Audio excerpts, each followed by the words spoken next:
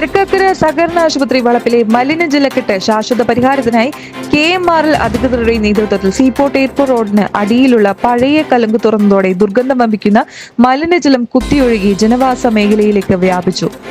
റോഡിനടിയിലെ കലുങ്കിൽ കെട്ടിക്കിടന്നിരുന്ന കക്കൂസ് മാലിന്യമടക്കമുള്ള മലിനജലമാണ് സമീപത്തെ വീടുകളിലേക്കും സ്ഥാപനങ്ങളിലേക്കും പടർന്നത്.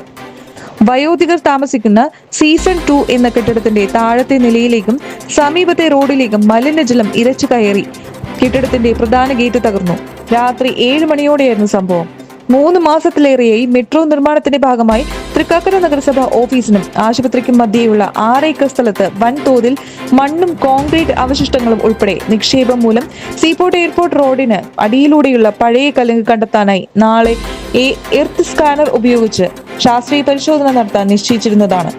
കൂടാതെ തൃക്കാക്കര സഹകരണ ആശുപത്രി വളപ്പിലെ ഗുരുതരമായ മലിനജലക്കെട്ട് നേരിട്ട് വിലയിരുത്തുന്നതിനായി KMRL MD ലോക്നാഥ് ബെഹ്റ നാളെ ഉച്ചയ്ക്ക് 12 മണിക്ക് സ്ഥലം സന്ദർശിക്കാനും തീരുമാനിച്ചിരുന്നു.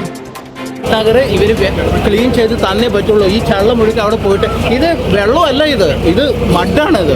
ഈ KMRL അവിടെ കുടിക്കുമ്പോൾ അത് മഡ് വെച്ചിട്ടാണ് കുടിക്കുന്നത്. ആ മഡാണ് ഇവിടെ കൊണ്ടുപോയിട്ട് ഡംപ് ചെയ്തിരിക്കുന്നത്. ഇത് ഒരിക്കലും ഉണങ്ങൂല. ഞങ്ങളുടെ റോഡ് മുഴുക്കെ വെള്ളത്തിലായിട്ടുണ്ടാവും. ഇപ്പോൾ നഷ്ടപരിഹാരം വേണമെന്നാണ്.